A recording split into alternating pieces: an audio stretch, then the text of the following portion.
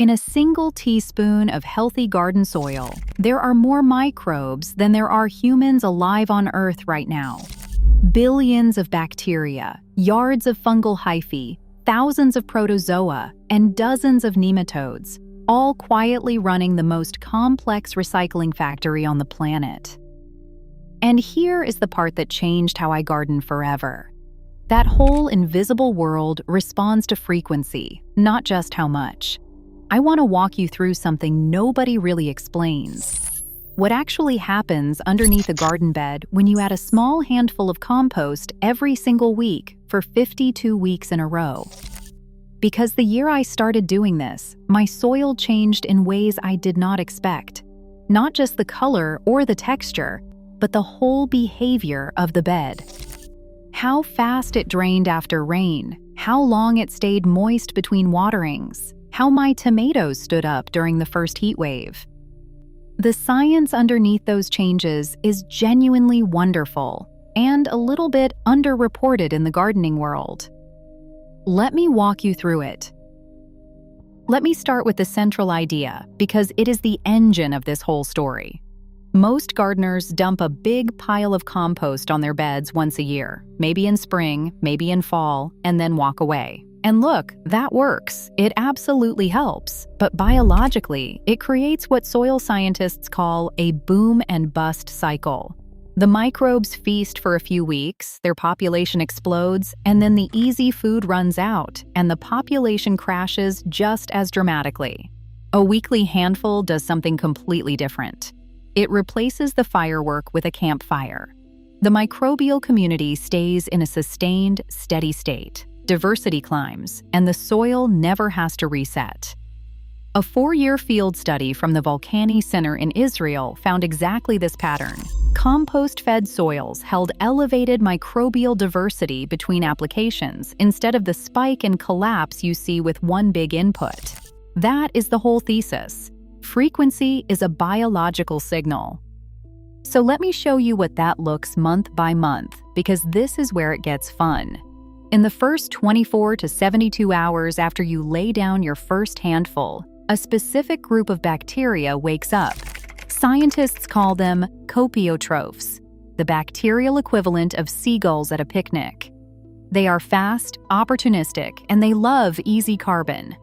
Carbon dioxide respiration from the soil surface measurably rises in the first few days. Within 2 to 3 weeks in most temperate gardens, you will see the first evidence of the bigger workers. Little mounds of castings appear on the soil surface, right under the compost layer. Those are earthworm middens, and they mean epigeic worms, the surface dwellers, have found your buffet. Moisture beneath the compost stabilizes. The soil stops drying out as quickly after watering. You can literally feel the difference with your hands by week 4. And here is a small detail that I think is one of the most beautiful things in all of soil science. You know that smell, that earthy, damp, clean smell when you turn over a shovelful of compost-fed soil. That specific smell is a chemical called geosmin, and it is produced by a group of bacteria called Streptomyces. These are the same bacteria that gave humanity most of our antibiotics. Humans can detect geosmin at about 5 parts per trillion, which means our noses are more sensitive to it than sharks are to blood in seawater. A study published in Nature Microbiology in 2020 showed that Streptomyces use geosmin as a chemical signal to attract tiny soil arthropods called springtails, which then carry the bacteria's spores around the garden on their bodies. So every time you lean down and breathe in that smell, you are overhearing a conversation between bacteria and insects that has been happening in soil for hundreds of millions of years. That is what a compost-fed garden smells like. By months 2 and 3, the bacterial party quiets down, and the fungi take over. If you gently lift a bit of that compost layer, you will see fine white threads weaving through it. Those are hyphae, the vegetative body of saprophytic fungi, and they are what break down the tougher, woodier bits of compost. At the same time, something even more beautiful is happening on your plant roots. Arbuscular mycorrhizal fungi, which already live in almost all garden soils, begin expanding their partnership with your vegetables. They extend the functional reach of your root system by orders of magnitude. In acidic garden soil, you will also start to see the pH drift very gently toward neutral, which is exactly where most vegetables want to live. Then comes the phase I love the most, months 4 through 6, the structural transformation. There is a substance in soil called glomalin. It was discovered in 1996 by a USDA soil scientist named Sarah Wright, and its discovery genuinely changed how we understand soil structure. Glomalin is a sticky, long-lasting protein produced by those same mycorrhizal fungi. It glues soil particles together into little crumbs called macroaggregates. In Wright's original survey across 37 soils in the United States and Scotland, glomalin concentration was directly linked to how well soil held its shape. By month 6 of weekly feeding, you can see this with your eyes. You stick a trowel in, you lift up a scoop, and instead of a compacted slab, you get a gorgeous, crumbly texture that breaks apart along natural seams. Water infiltrates faster. Roots push deeper. Everything just works better. Now, if you are finding this useful, here is one more layer of the story. Months 7 through 9 are the peak productivity window. This is where your neighbor walks past your garden and asks what on earth you have been doing differently. Plants in mature compost-fed soil are measurably more vigorous. I want to handle this section carefully, because this is also where the internet gets a little wild. Let me give you what is verified. A plant pathologist named Harry Hoytink, who spent his career at Ohio State, documented 4 specific mechanisms by which compost-fed soils suppress plant disease. Direct parasitism of pathogens by beneficial microbes. Antibiotic production by soil microbes. Competition for carbon and iron at the root surface. Induced systemic resistance, the plant's own immune system being primed by the microbial community. The Rodale Farming Systems trial in Pennsylvania, which has been running for more than 40 years, found that organic soils produced 31% higher corn yields than conventional soils during the 2016 drought. Those are real, well-documented effects. What I will not tell you is that your tomatoes are going to have more vitamin C. That claim is out there constantly, and the honest answer is that nutrient density research is genuinely mixed and often not replicated. Your plants will be healthier. Whether the nutritional content is measurably different is a question the science has not cleanly settled yet. Which brings me to the one myth I really have to address, because it is everywhere, and you deserve the honest version. Quick pause. If this is the kind of garden science you wish more channels would explain, hit subscribe. I cover one question like this every week, biology first, honest about what we know and what we are still figuring out. You have probably seen the line that a 1% increase in soil organic matter stores 20,000 gallons of water per acre.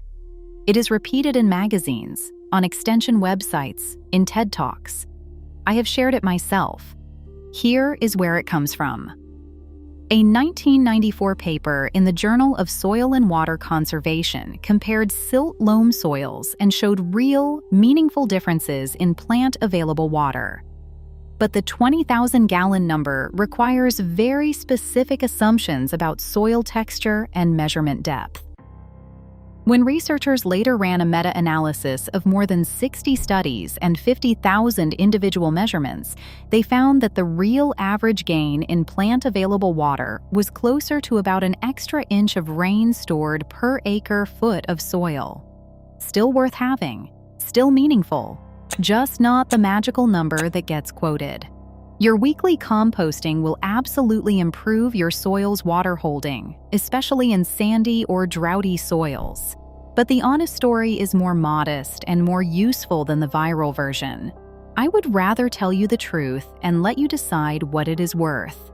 Months 10 through 12, the stabilization phase. By now, your soil has reached a new equilibrium. Research on long-term compost additions suggests that roughly 10 to 30% of the carbon you have added has stabilized into soil organic matter, while the rest has been respired off as carbon dioxide by the microbial community doing its work. That is normal. That is how it is supposed to work. A realistic first-year gain in soil organic matter percentage for a typical home garden is somewhere between 0.1 and 0.5 percentage points. Small sounding, but it compounds. And here is the legacy part.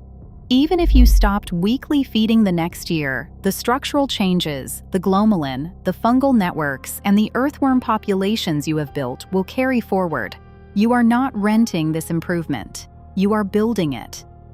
Now, I know the question some of you are asking: how much are we actually talking about per week? And the honest answer is less than you think. The realistic target for a home garden bed is roughly half a cup of finished compost per square foot per week, which works out to about a 1/4 inch spread across the surface over a full year. You do not dig it in. You just lay it on top, gently, like a mulch. Every scientific comparison of top dressing versus incorporation has shown that top dressing is at least as effective and sometimes better, because tillage physically breaks the fungal networks you are trying to build. If you are working with a brand new bed on really poor soil, light incorporation for the first application is fine. After that, top dress only. The timing within the week does not matter. The day of the week does not matter. Saturday morning is fine. Sunday evening is fine. What matters is that it happens. Consistency is the active ingredient. In cold climates, you can absolutely keep going through winter. The compost will decompose more slowly where it meets the soil, and snow actually insulates the whole system. If you do not have enough compost to cover the whole garden, focus on your heaviest feeders first. Tomatoes, brassicas, sweet corn, and leafy greens reward weekly feeding more than anything else. Root crops and Mediterranean herbs, honestly, prefer leaner soil, and you can leave those beds alone. I want to close with 2 stories, because they changed how I think about my garden. The first is Charles Darwin, who spent the last decades of his life obsessively studying earthworms. His final book, published in 1881, was called The Formation of Vegetable Mold Through the Action of Worms. Darwin measured worm castings on English farms and estimated that earthworms were moving between 7 and 18 tons of soil per acre every single year at the surface of a healthy field. He believed earthworms had shaped every fertile landscape on Earth, and he was right. Earthworms. The second is Paris in the 1800s. The Parisian market gardeners, the maraîchers, fed their soils continuously with horse manure from the city's streets. By 1844, there were more than 1,100 growers working roughly 1.5 acres each inside the city walls, and they were shipping vegetables to England in January. Their secret was not some lost technique, it was consistency. They fed their soil the way you feed yourself, a little bit, regularly, for as long as you live. And that is really the takeaway. A weekly handful of compost is not a dramatic intervention. It is a rhythm. It is you telling your soil every single week, I am still here and I am still feeding you. Your garden responds in kind. The microbes stay fed. The fungi spread. The worms settle in. The structure builds. The water holds a little better. The plants grow a little stronger. And a year later, you are standing on top of soil that is genuinely, measurably alive because you treated it like something that was. If you want to try it, do one thing this weekend. Keep a small bucket by your kitchen sink and start next Saturday.